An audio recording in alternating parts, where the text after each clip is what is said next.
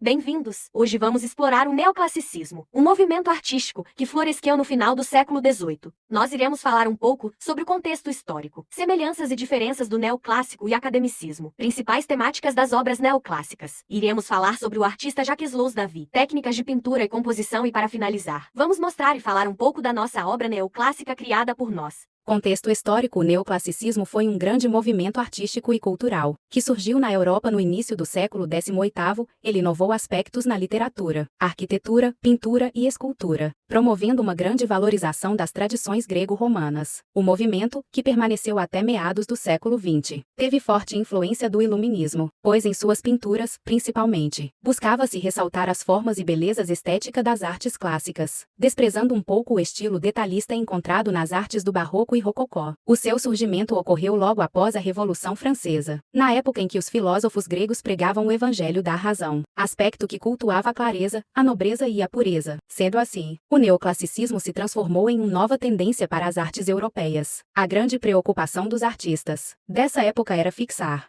padrões de beleza que pudessem resistir ao tempo, assim como as produções artísticas greco-romanas, nas quais se inspiravam, além da harmonia e qualidade das formas. Os artistas desejavam manter em suas obras o predomínio da linha reta, equilíbrio entre as cores e a simetria dos traços. Semelhanças e diferenças do neoclássico e o academicismo. Neoclássico e o academicismo têm várias semelhanças, especialmente no campo das artes visuais e da arquitetura, sendo frequentemente interligados. Ambos valorizam os ideais clássicos da Grécia e Roma antigas, buscando simplicidade, harmonia e razão. No neoclássico, há um retorno aos temas clássicos, a proporção idealizada e a clareza nas formas. E esse foco é igualmente observado no academicismo, que também exalta as tradições da antiguidade. Além disso, ambos exigem um treinamento técnico rigoroso, com ênfase em habilidades como o desenho e a representação realista. A diferença é que o neoclássico é um movimento artístico, com uma filosofia e um estilo bem definidos. O academicismo é um sistema de ensino que influenciou vários estilos artísticos, incluindo o neoclássico, mas também permitindo variações e mais rigidez técnica. O academicismo é mais focado na formação e nas normas estabelecidas, enquanto o neoclássico busca reviver a estética da antiguidade, com uma visão filosófica mais ampla. Principais temáticas das obras neoclássicas. No neoclássico, as obras costumam explorar temas inspirados pela mitologia e pela história da antiguidade clássica. A ideia era representar figuras heróicas, valorizar virtudes como coragem, sacrifício e patriotismo, e enfatizar valores morais universais. Além disso, o neoclássico promove a idealização das formas, especialmente na representação do corpo humano, destacando a simetria e a proporção. As esculturas e pinturas desse período são serenas e sóbrias, refletindo a ordem e a racionalidade da arte greco-romana. Já no academicismo, as temáticas também incluem a mitologia e a história, mas de forma mais abrangente, pois o academicismo adota outros estilos e temas, dependendo da época e da influência das academias. As academias orientavam os artistas a seguirem temas elevados e moralmente edificantes, incluindo temas bíblicos, religiosos e cenas do cotidiano, que pudessem ter um toque de dramatização e emoção idealizada. Nas pinturas e esculturas acadêmicas, vemos cenas históricas grandiosas, retratos nobres, figuras heróicas e também temas contemporâneos idealizados. Agora nós iremos falar sobre o artista neoclássico, Jacques-Louis David. Jacques-Louis nasceu em 30 de agosto de 1748. Foi o fundador do neoclassicismo francês. Em 1785, 4 anos antes da Revolução Francesa, David vai a Roma terminar seus estudos. Lá, participa da escavação da cidade de Pompeia, que foi soterrada por lava vulcânica. Graças à lava, a cidade foi preservada, revelando monumentos, anfiteatros, costumes e hábitos intactos do classicismo. Ao vislumbrar a arte antiga, David desenvolve sua própria linha neoclássica, com temas tirados de fontes antigas e baseados nas formas e no gestual da escultura romana. David morreu em 29 de dezembro de 1825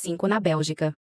Nós trouxemos 4 obras mais famosas de David. O Juramento dos Horácios, 1784. É uma obra do Jacques-Louis David, apesar de ter sido pintado 5 anos antes do começo da Revolução Francesa. Ilustra os ideais artísticos do neoclassicismo. Mostra 3 irmãos fazendo a saudação romana, com a qual juram que lutarão pela monarquia romana, embora sua decisão traga sofrimento às suas famílias. A morte de Marat. A pintura mostra Jean-Paul Marat, revolucionário francês, assassinado em casa em 13 de julho por Charlotte Corday. A inscrição a Marat, Davi, que aparece na caixa de madeira, cuja forma sugere uma pedra tumular, indica que se trata de uma homenagem a Marat, que o pintor conhecia pessoalmente e que teria visto na véspera de sua morte. Napoleão, cruzando os Alpes é o título de 5 versões de um retrato pintado a óleo de Napoleão Bonaparte pelo artista francês Jacques-Louis David entre 1800 e 1805, inicialmente encomendados pelo embaixador espanhol na França. Junto à composição mostra uma versão fortemente idealizada da verdadeira passagem de Napoleão e de seu exército pelos Alpes em 1800. O Imperador, Napoleão em seu estudo nas Tulherias, é uma pintura de 1812, mostra o imperador francês, Napoleão ao de uniforme em seu escritório no Palácio das Tulherias. Apesar do detalhe, é improvável que Napoleão tenha posado para o retrato. Agora, para finalizar, nós iremos falar um pouco sobre um desenho criado por nós sobre no estilo neoclássico. Para esse trabalho, nos escolhemos fazer uma imagem no estilo neoclássico, mas de um jeito bem simplificado para pegar a essência do movimento. A ideia era focar na simetria e no equilíbrio, que são bem característicos do neoclassicismo. Aqui no centro, nos colocamos uma estrutura que lembra um templo grego ou romano, com colunas simples para passar uma sensação de organização e harmonia. As figuras humanas estão distribuídas de forma equilibrada, cada uma em poses diferentes, com um visual da antiguidade. Nós usamos traços limpos, sem muitos detalhes, para deixar tudo mais leve. Para manter a cara de esboço clássico, escolhemos um estilo monocromático, com linhas escuras em um fundo claro. Isso ajuda a destacar a composição sem distrair muito o olhar.